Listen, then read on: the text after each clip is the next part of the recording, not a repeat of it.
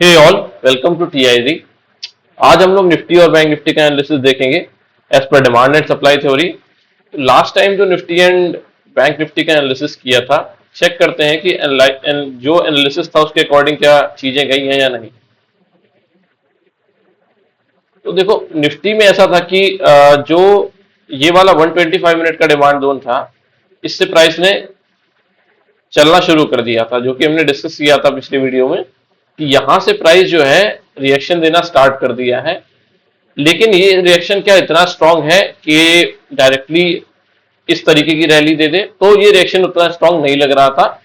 But क्या हुआ कि जो बीच में एक इवेंट था आरबीआई रेट कट, उसके कारण मार्केट बहुत ज्यादा पॉजिटिव हो गई और जो जिस तरीके से रिस्पेक्ट करना चाहिए था डिमांड जोन को, उस तरीके से रिस्पेक्ट नहीं की। इट मींस बायर्स एग्रेसिव हो गए और उन्होंने एग्रेसिवली बाय किया, नंबर ऑफ सेलर जीरो हुए और प्राइस रैपिडली ऊपर की तरफ निकल गया।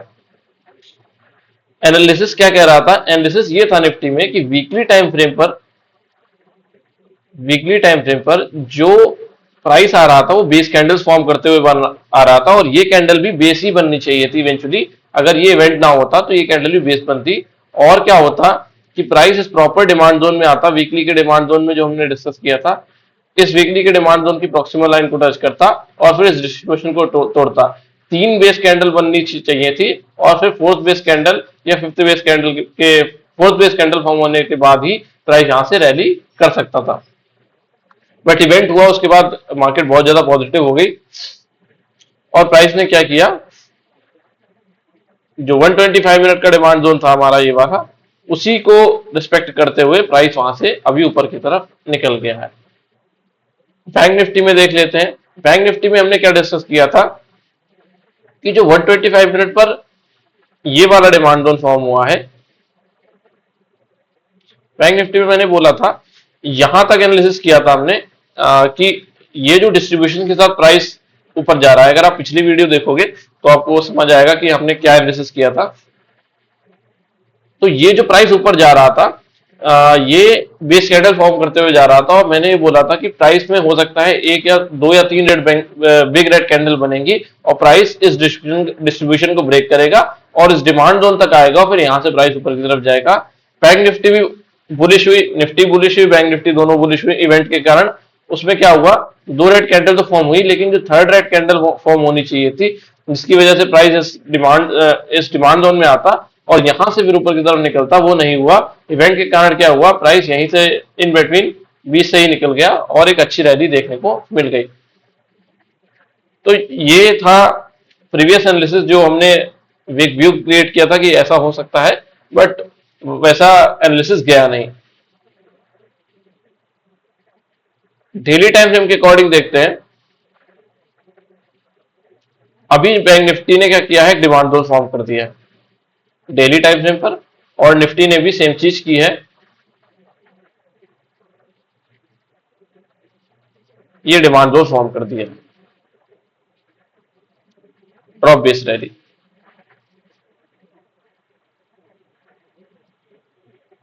ऊपर की तरफ बात करें अगर सप्लाई जोन की, तो जो 25 मिनट का ये एकदम लो क्वालिटी का सप्लाई जोन हमने डिस्कस किया था बैंक निफ्टी में, देखो अभी क्या हुआ, निफ्टी उसी सप्लाई जोन में एंटर कर गई।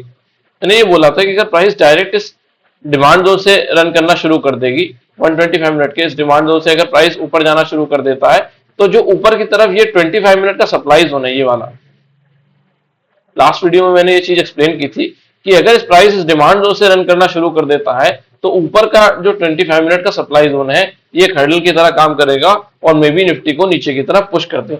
लेकिन जो ये बाइंग एग्रेसिव आ गई है, बहुत ज्यादा एग्रेसिव बाइंग है, तो उसमें क्या हो सकता है कि अब ये शायद यहां से रिएक्शन उतना अच्छा ना मिले शॉर्ट टर्म में। मतलब कल के दिन में भी ऐसा ना हो कि कल के दिन पूरी रैली डंप हो जाए, वो थोड़ा मुश्किल लगता है। क्योंकि लोअर टाइम फ्रेम पर अगर आप देखने जाओगे तो ये 10 मिनट का जो डिमांड जोन बना है, अगर कल के दिन कोई फॉल आया तो ये 10 मिनट का डिमांड जोन क्या कर सकता है, इस फॉल को होल्ड कर सकता है और यहां से प्राइस फिर ऊपर की तरफ निकल सकता है। बीच में कोई क्वालिटी का डिमांड जोन नहीं बनाया निफ्टी ने। 25 मिनट पर भी देखें तो ये स्ट्रेट रैली आई है।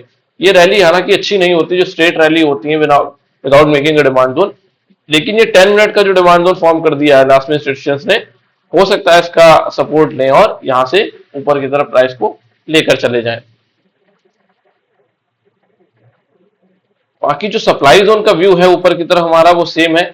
यहाँ पर एक जो सप्लाई जोन फॉर्म हुआ है वो सबसे क्वालिटी का सप्लाई जोन है। अभी तक मैंने जितनी वीडियोस बनाई है निफ्टी और बैंक निफ्टी में, लगभग हमने ये सप्लाई जोन सारे में डिस्कस किया है कि एक हर्डल का काम करेगा निफ्टी के लिए।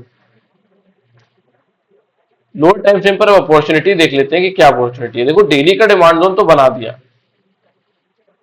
यहाँ पर डेली का डिमांड जोन तो drop base rally demand zone बना दिया, लेकिन अभी ये डिमांड जोन उतना क्वालिटी का नहीं है, क्योंकि जो 25 मिनट का सप्लाई जोन है जब ये फिनिश हो जाएगा उसके बाद अगर कोई रिवर्सल इस डिमांड जोन की तरफ लीड करता है तो ये डिमांड जोन और क्वालिटी का होगा। लेकिन समझने जाए तो जो ये 25 मिनट का सप्लाई जोन है, ये 25 मिनट का सप्लाई जोन है, अगर कल के दिन क्या होता है प्राइस इस डिमांड जोन में आता है तो यहां से एक स्लाइड ट्रेक्शन देखने को मिल जाएगा हमें। और अगर ये पूरी रैली डंप हो जाती है तो नीचे की तरफ जो ये डिमांड जोन है 10 मिनट का, ये डिमांड जोन अच्छी तरह काम करेगा। या तो इस 10 मिनट के डिमांड जोन में आके प्राइस ऊपर की तरफ रिवर्स करेगा, या फिर जो हायर टाइम फ्रेम का डेली का डिमांड जोन ये वाला मार्क किया हमने, ये प्रॉक्सिमल लाइन है उसकी, यहां से ही प्राइस ऊपर की तरफ निकल जाएगा। ऊपर की तरफ सप्लाई जोन अभी कोई क्वालिटी का है नहीं, इमीडिएट सप्लाई जोन कोई भी क्वालिटी का नहीं है। अब जो सप्लाई जोन निकल कर आता है, अगर आप देखो तो वीकली की रेंज में ही है निफ्टी, लेकिन क्या है कि सारे सप्लाई जोन अंदर की तरफ टेस्टेड करती हैं। अब जो ऊपर की तरफ क्वालिटी के सप्लाई जोन नजर आते हैं वो यही है। एक बार डेली टाइम फ्रेम पर हम चेक कर लेते हैं। हाँ, यही क्वालिटी के सप्लाई जोन है, बाकी कोई भी क्वालिटी का सप्लाई जोन अब नहीं बचा है निफ्टी में। 125 मिनट पर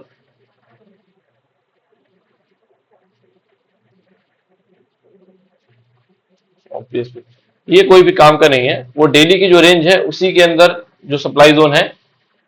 तो क्या हो सकता है कि जो 25 मिनट पर जो सप्लाई जोन फॉर्म हुआ है, अगर ये ब्रेक होता, अगर ये पुश करता है प्राइस को नीचे की तरफ, तो ये 10 मिनट का डिमांड जोन स्लाइटली होल्ड करेगा प्राइस को, यहां से एक रिवर्सल देखने को मिलेगा छोटा सा। फिर क्या हो सकता है कि अगर ये डिमांड जोन ब्रेक हो गया उस रिवर्सल के बाद, तो प्राइस क्या होगा, इसी डिमांड जोन से ऊपर की तरफ फिर रैली कंटिन्यू कर सकता है। तो ये था निफ्टी का एनालिसिस। बैंक निफ्टी में चेक कर लेते हैं। बैंक निफ्टी कंपैरेटिवली बुलिश रहा है निफ्टी से, उसने एक ऑल टाइम हाई भी बना दिया है। तो इसमें ऊपर की तरफ कोई सप्लाई जोन है नहीं। 125 मिनट पर एनालाइज कर लेते हैं कि देखो ये डिस्ट्रीब्यूशन ऑफ मतलब साइडवेज डिस्ट्रीब्यूशन है जो कि वीक बाइंग को इंडिकेट कर रहा है। अभी 75 मिनट पर देखते हैं। 75 मिनट पर भी यहाँ पर कोई भी डिमांड जोन नहीं है। जो डेली का डिमांड जोन बैंक निफ्टी ने बनाया है वो उतना क्वालिटी का डिमांड जोन नहीं दिखता जितना निफ्टी का दिखता है, क्योंकि निफ्टी में अंदर की तरफ डिमांड जोन देखने को मिलते हैं, बट बैंक निफ्टी में कोई भी डिमांड जोन देखने को एज ऑफ नाउ नहीं मिल रहा है। डेली पर तो डिमांड जोन का स्ट्रक्चर है, लेकिन 25 मिनट पर ये सब डिस्ट्रीब्यूशन है। 75 मिनट पर भी डिस्ट्रीब्यूशन देखने को मिलता है, तो ये काफी वीक बाइंग को इंडिकेट करता है। बट एज ऑफ नाउ क्या है कि कोई सप्लाई जोन से तो रिएक्ट कर नहीं रहा है बैंक निफ्टी, तो इन बिटवीन जो भी डिमांड जोन अगर फॉर्म हुआ होगा, अभी 25 मिनट पर भी कोई डिमांड जोन नहीं है। 10 मिनट पर देख लेते हैं।